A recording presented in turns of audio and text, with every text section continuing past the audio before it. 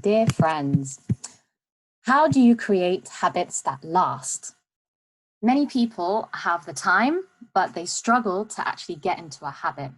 And if they do get into a habit, then this wears off over time and they struggle to get back into that habit. So how do you actually create ones that are long-lasting, sustainable, so to speak? Well, you may have heard of so-called SMART goals. It's the acronym. So S for specific. Your habit has to be very specific. So you can't say something like, I want to exercise more, because it's not specific. You have to say something like, I'm going to exercise, I'm going to, I don't know, focus on my biceps. I don't know. Then M is measurable. They have to be measurable. So you have to measure it. So I don't know if you want to measure your bicep or whatever. I shouldn't have gone with that example.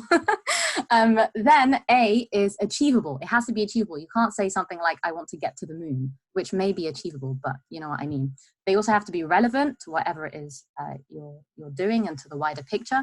And then T is they have to be timed. So by X amount of months or by X amount of days, I will have achieved Y, for example. So that's one way of making habits that last. Another way is by having a sort of accountability partner, someone who you say, you know, you need to make sure that I have learned 100 words in German this week, okay? And I will present these words to you. Or some people take it to the extreme and they say, okay, for each, if for example, they are going on a diet or something like that, and they want to stop eating, I don't know, cheese, they might say, for every time that I eat cheese, I have to pay you £100.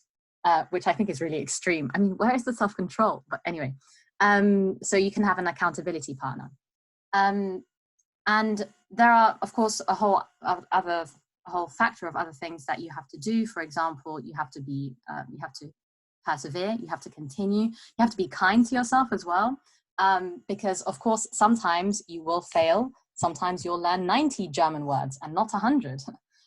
So, you know, self-kindness and compassion is important here too. And the important thing with that actually is to never miss twice.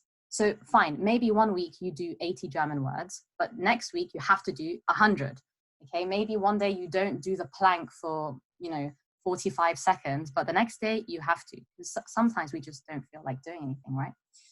So I want to talk to you today about reading habits. And I have lots of goals. I'm a big fan of making goals and reading goals and all the rest of it. And there is one website that helps me a lot with my reading goals, that helps put, you know, some sort of discipline and structure. And it's called Goodreads. It's also an app if you prefer apps. Actually, I think I use the app and not the website, but never mind. And what it does is it keeps you on track. So you set a reading goal. Say, for example, I want to read 50 books this year. And then each time you read a book, you write down, you can even write down how many pages you're in, and then afterwards you can review it. And it's kind of like a social media page, but for books. So people can like what you're reading, they can comment on it, they can suggest things to you. It's really good. And then you can also follow authors and things like that.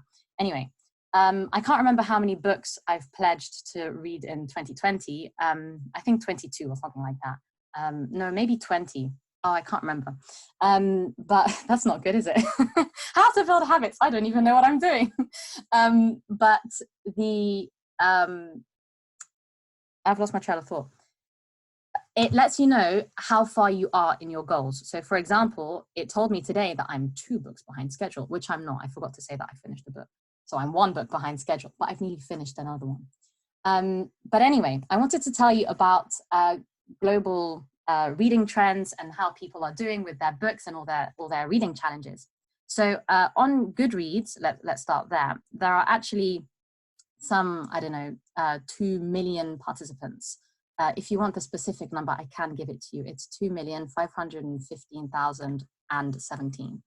And the total number of books that have been pledged for this year was 140 million. 14 million have already finished reading all of the books that they pledged to read. You might be wondering, how many books do people read on average? The average amount of books that have been pledged is 55 per person, which is huge. I don't think I can finish 55 books in a year. you know, I mean, maybe if I wasn't working and if, you know, confinement was a thing for a year, maybe.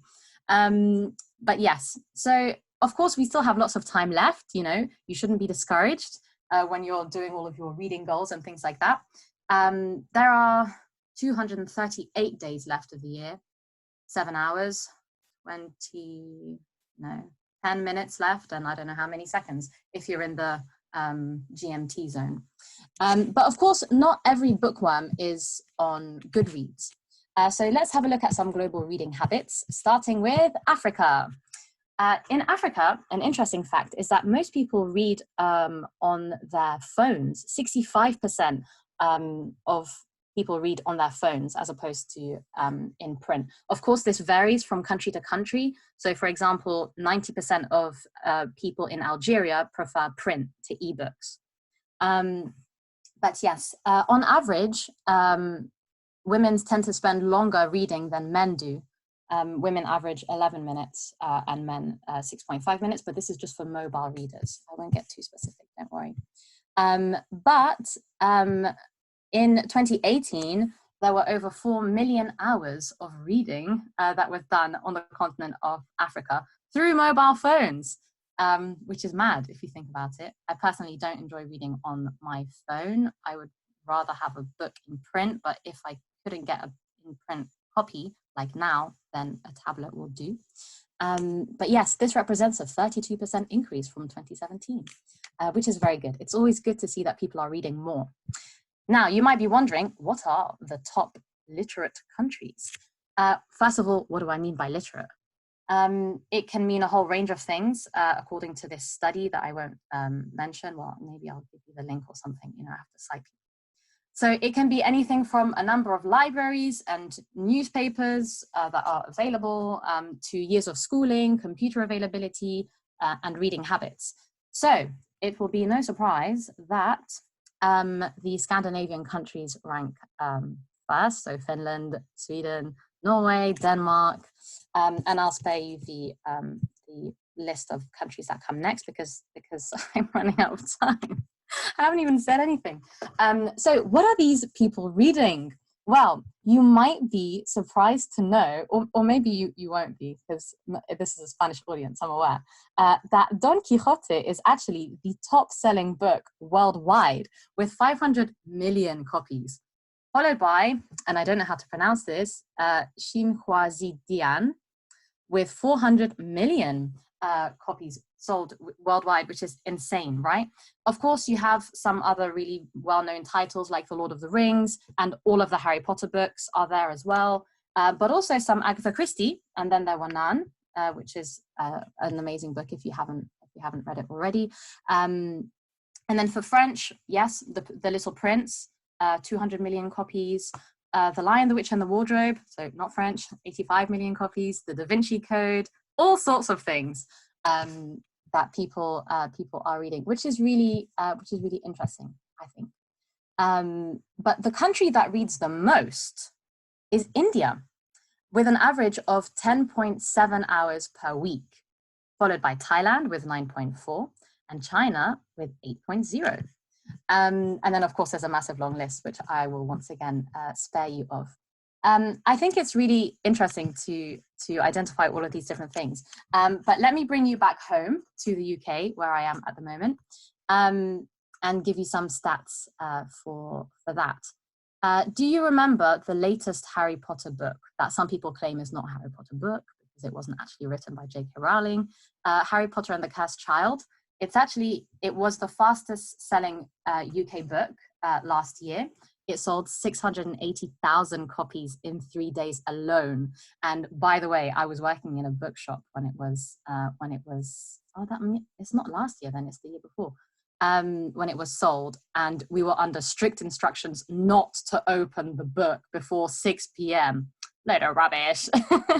But yeah, it even sold more than 50 Shades of Grey, which sold 664,478 in a single week in 2012. But yes, 4/5 of people in Britain, that's 80%, had read a book in the last year. So we beat Germany, who are behind with 79%, and France, who are behind them with 73%, and even Italy, who are at 56%. And I'll just end, my goodness, okay, I'm so sorry. Okay, I'll skip the rest that I was going to tell you by telling you that the book publishing is actually the largest media and entertainment industry. And it outperforms the music industry. So the book industry is 151 billion US dollars. That's what it's worth. The music industry is $50 billion. Video games, no surprise, $63 billion. Magazines, I think was quite surprising actually, is $107 billion. And then film and entertainment is $133 billion. So there we go. I'll end there for now. And maybe continue another time. Thank you for your attention, and sorry for being so erratic.